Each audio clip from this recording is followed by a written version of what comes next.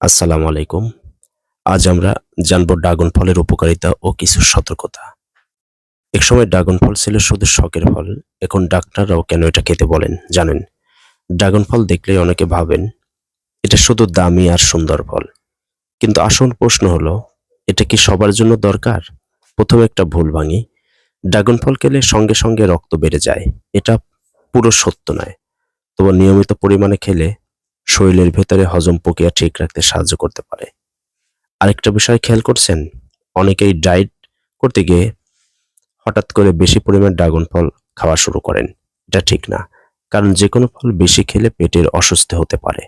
Dragon ফল আসলে ভালো তাদের জন্য যারা হালকা সহজপাচ্য কিছু খুঁজছেন, যারা ভারী মিষ্টি ফল এড়িয়ে চলতে চান, কিন্তু কিডনি বা সুগার সমস্যা থাকলে নিয়মিত বেশি খাওয়ার আগে ডাক্তারের পরামর্শ নেওয়া ভালো।